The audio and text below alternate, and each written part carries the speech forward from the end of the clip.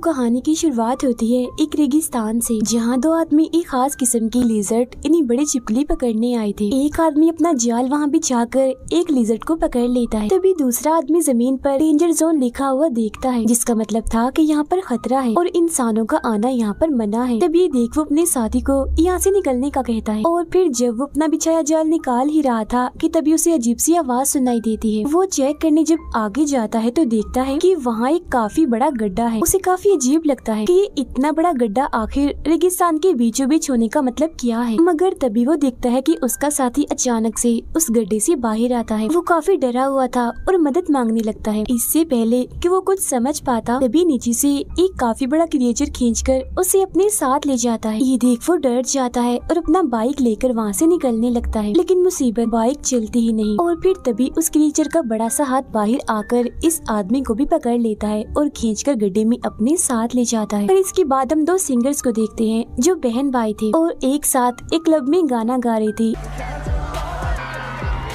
इनमें लड़के का नाम काओ था। फिर जब शो खत्म होता है तो काओ अपनी बहन से कहता है कि हम जो भी पैसे गाने गा गा कर कमाते हैं इतनी मेहनत से, उसमें से आधे से ज्यादा हिस्सा तो हमारा सीनियर ही रख लेता है, इसीलिए अब से मैंने उसके साथ काम करना बंद कर दिया है। उनकी बातचीत करने के दौरान ही वहाँ नशे की रोकथाम करने वाली पुलिस आ जाती है, जो पूरे क्लब में छापा मारती है और सभी लोगों को चेक करने लगती है कि किसी ने नशा तो नहीं किया हुआ। आखिर में उस सिंगर काओ पर ही इल्जाम लगा देते हैं कि और किसी का तो पता नहीं, मगर ड्रग फिलहाल तुमने लिया हुआ। हालांकि काओ उन्हें समझाता भी है कि नहीं, ऐसा कुछ नहीं है, मैंने कभी ड्रग को हाथ तक नहीं लगाया। मगर पुलिस उसकी बातों का यकीन नहीं करती। थोड़ा सोचने के बाद उसका शक अपने सीनियर पर जाता है, जिसके साथ उसने काम करना बंद कर दिया था। फिर अब काओ को जमानत पर छोड़ दिया जाता है। इनकी बातों के दौरान उसकी बहन के पास उनकी मॉम की कॉल आती है, जो बताती है कि आपके नाना की मौत हो गई है। जो सुन वो लोग अपने गांव जाने के लिए निकल जाते हैं अपनी मॉम से मिलने के लिए, जहां रास्ते में काओ अपने नाना के साथ गुजारा हुआ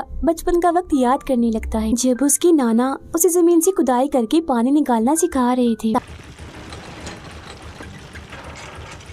ताकि गांव वालों की पानी की जो तंगी है वो दूर हो सके। अब कुछ ही वक्त के बाद वो लोग अपने घर पहुंच जाते हैं और अपनी सारी फैमिली से मिलते हैं। तभी यहाँ एक लड़की जिसका नाम फोन था वो आती है, जो काओ की बचपन की दोस्त थी और अब वो एक काफी मशहूर यूट्यूबर बन चुकी थी। वो यूट्यूब पर वीडियोस डालती। काओ फोन से बात करने की कोशिश करता है, मगर वो उससे काफी नाराज थी और ठीक से उससे बात नहीं कर रही थी, क्योंकि आज 10 साल के बाद काओ अपने गाँव वापिस आया था। इस बीच उसने अपने दोस्त फोन से कोई भी राब्ता नहीं रखा। अब यहाँ से सीन चला जाता है काओ और फोन के बचपन में, जहाँ हम देखते हैं कि एक बार फोन के डैड काओ के नाना को वो लिजर्ड्स गिफ्ट में दे रहे थे, क्योंकि उन्हें काफी कीमती माना जाता है। ये लिजर्ड्स फोन ने ही पकड़ी थी, मगर काओ ये कहकर उन्हें पिंजरे से आजाद कर देता है कि हमें किसी को भी ऐसे कैद नहीं करना चाहिए। उसकी ये बात फोन को इतनी पसंद आ जाती है कि उनकी दोस्ती हो जाती है। फिर इसके बाद हम वापिस से मौजूदा वक्त में आते हैं, जहाँ हमें वही दोनों आदमी दोबारा से दिखाए जाते हैं जिन्हें हमने शुरुआत में भी देखा था। इन दोनों को दरअसल उसी क्रिएचर ने नीचे गुफा में कैद करके रखा हुआ था। तभी वो क्रिएचर वहाँ आ जाता है, जिसका साइज बहुत ही बड़ा था और वो काफी खतरनाक भी दिख रहा था। देखते देखते वो इन दोनों आदमियों को मार देता है। काओ अपने दोस्त फोन की यूट्यूब वीडियोस देखने लगता है, जहाँ फोन अपने 8 मिलियन फॉलोअर्स होने की खुशी में एक मुकाबला रखती है, जिसमें वो बताती है कि अगर कोई मेरे गांव की जमीन को खोदकर सबसे पहले पानी निकालेगा तो वो इस मुकाबले को जीत जाएगा और उसे बहुत सारा पैसा मिलेगा। ये बात काओ अपनी बहन को भी बताता है, जिस पर वो कहती है अरे वाह, तो फिर हमें भी इस मुकाबले में हिस्सा लेना चाहिए, जिस पर वो भी मान जाता है। जिसके बाद ही दोनों एक लड़के जो काओ का दोस्त होता है उसे भी अपने ग्रुप में शामिल कर लेते हैं। ये लोग वहाँ जाते हैं जहाँ पर फोन ने ये मुकाबला रखा था, लेकिन वहाँ पर तो पहले ही काफी सारे लोग आए हुए थे जिन्होंने इस मुकाबले में हिस्सा लिया था। सारे ग्रुप्स को एक नक्शा और एक फ्लेयर गन दी जाती है। फ्लेयर गन का इस्तेमाल उन्हें तब करना था जब वो पानी निकालने में कामयाब हो जाए। इसी बीच वहाँ एक काफी अमीर लड़का भी आता है, जिसका अपना काम भी जमीन के नीचे खुदाई करवाने का था। वो फिर फोन के पास जाता है ताकि इस मुकाबले में हिस्सा ले सके, मगर वो तो उल्टी उल्टी बातें करने लगता है उसके साथ। पर तभी काओ इधर आकर उसे रोक देता है, जिसकी फौरन बाद फोन फ्लेयर गन चलाकर इस मुकाबले को शुरू कर देती। है। सभी लोग पानी ढूंढने के लिए अलग अलग जगहों पर जाकर जमीन खोदने लगते हैं। जिस बीच दो आदमियों को शुरुआत वाली उन्हीं दो आदमियों की बाइक मिलती है जो उस क्रिएचर का शिकार बन चुके थे। वो दोनों फिर उस बाइक को लेकर आगे बढ़ते हैं, मगर तभी वो क्रिएचर जमीन चीरते हुए इनके साथ साथ बाइक की स्पीड से दौड़ने लगता है और इनके पीछे पड़ जाता है, जिससे ये लोग डर जाते हैं और अपनी जान बचाने के लिए बाइक घुमा देते हैं।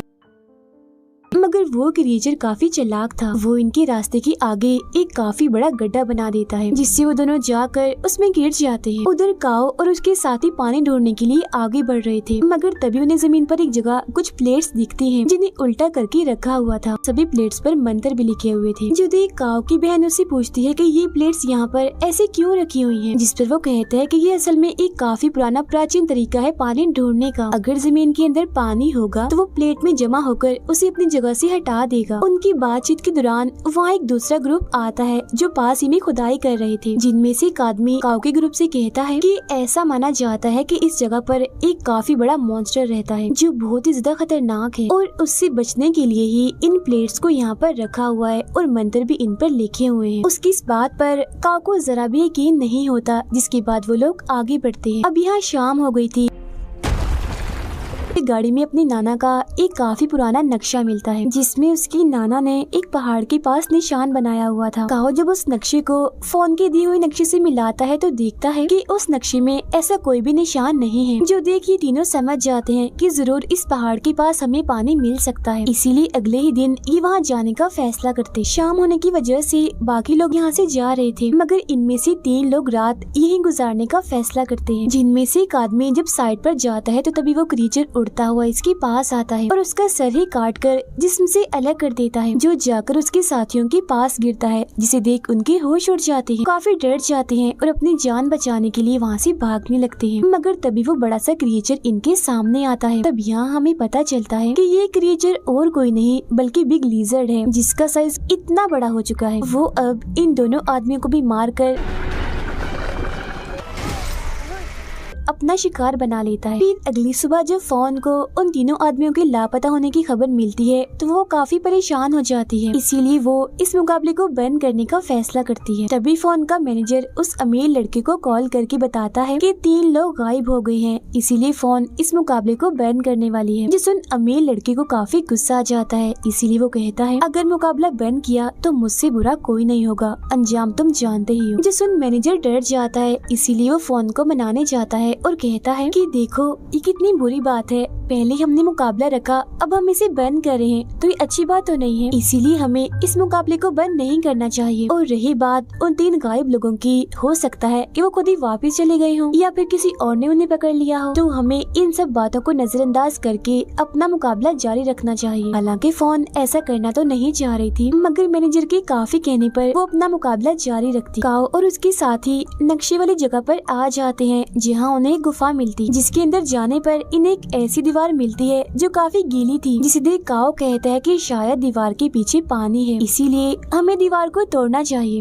ये जगह दरअसल उसी क्रिएचर लिजर्ड का घर है, जो तभी यहाँ आ जाती है और काओ के दोस्त को अपने मुंह में उठा लेती है। जो देख दोनों बहन भाई काफी डर जाते हैं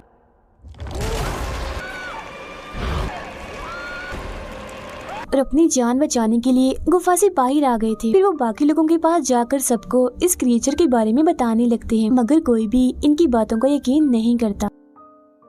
अगले ही पल वो क्रिएचर नीचे से जमीन फाड़कर एक आदमी पर हमला कर देता है और उसी आधा नीचे से पकड़ लेता है। फौरन बाद खींचकर वो उसे भी अपने साथ ले जाता है। अब ये देखकर तो सबके होश उड़ गए थे। उन्हें अब काओ की बातों पर यकीन हो गया था, तो वो अपनी जान बचाने के लिए यहाँ से भागने लगते हैं। काओ की बहन और वो अमीर लड़का कैसे भी करके ट्रक में आकर छुप जाते हैं, मगर मैनेजर अंदर नहीं आ पाता, वो बाहर ही रह जाता है। जहाँ तभी वो क्रिएचर आकर उस पर झपट पड़ता है और एक ही झटके में उसे मार देता है। इसके बाद वो क्रिएचर अब काओ और फोन के पीछे बढ़ गया था, जिससे बचने के लिए वो दोनों भागने लगते हैं। तो वो क्रिएचर भी तेजी से भागने लगता है, लेकिन तभी वो दोनों भागते भागते एक गड्ढे में गिर जाते हैं। अब ये देखकर काओ की बहन अपने भाई की जान बचाने के लिए ट्रक का हॉर्न बजा देती है। मगर फिर जैसे क्रिएचर वहाँ आता है तो काऊ की बहन और वो अमीर लड़का नीचे होकर छुप जाते हैं, जिससे वो क्रिएचर इनके ट्रक के पास आता तो है मगर इन्हें वो नहीं देख पाता और चुपचाप वहाँ से चला जाता है। उधर काऊ और फोन को जल्द पता चल जाता है कि हम और कहीं नहीं बल्कि उस क्रिएचर की गुफा में आगे गिरे हैं। मगर जब ये थोड़ा आगे जाते हैं तो इन्हें वहाँ उसी क्रिएचर के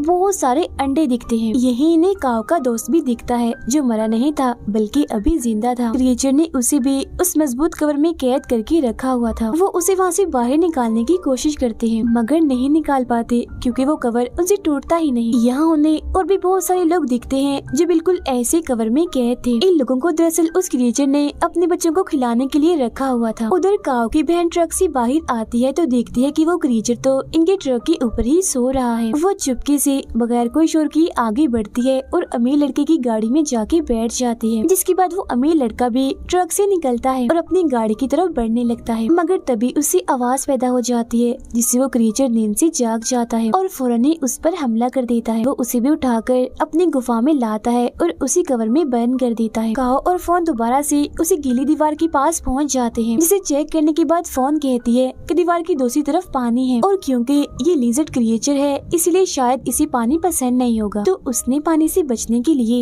ये दीवार बना कर इसके बाद ये दोनों उस गुफा से बाहर आ जाते हैं। जहाँ इन्हें कुछ लोग दिखते हैं तो ये उनके पास चले जाते हैं मगर तभी वो क्रिएचर बड़ी स्पीड में आता है और पलक झपकते ही वो बहुत सारे लोगों को अपना शिकार बना लेता है, उन्हें मार देता है। वो फोन को भी देख लेता है और उसे पकड़कर अपने साथ ले जाता है। अब यहाँ काऊ फ्लेयर गन चला देता है जो देख उसके पास सिर्फ एक ही ग्रुप आता है जो वही था जिसने काऊ को उन प्लेट्स और क्रिएचर के बारे में बताया था। अब कुछ वक्त के बाद यहाँ काऊ की बहन भी आ जाती है। वो लोग एक प्लान बनाते हैं जिसके बाद काफी तेज गाने बजाने लगते हैं। जो आवाज सुन वो क्रिएचर जमीन फाड़कर थोड़ा सा बाहर आता है और सब पर धाड़ने लगता है। वो लोग ये देखकर उसे चारों तरफ से घेर कर उस पर हमला कर देते हैं। जो देख वो क्रिएचर दोबारा से अपनी गुफा में चला जाता है। काऊ की बहन कुछ लोगों के साथ उसी गुफा के अंदर जाती है जहाँ वो उन लोगों की मदद से कवर में फंसे हुए सभी लोगों को बाहर निकालती है। लेकिन वो जो अमीर लड़का था वो गुफा में से कहीं गायब हो गया था, जिसे ढूंढने के लिए फोन चली जाती है। अब उस अमीर लड़के ने अपने साथ एक बॉम्ब ला रखा था जिसे ये लोग उसे गीली दीवार में लगा देते हैं, जिसके बाद काऊ उसका रिमोट लेकर फोन और उस अमीर लड़के को ढूंढने के लिए गुफा के और अंदर चला जाता है। उधर फोन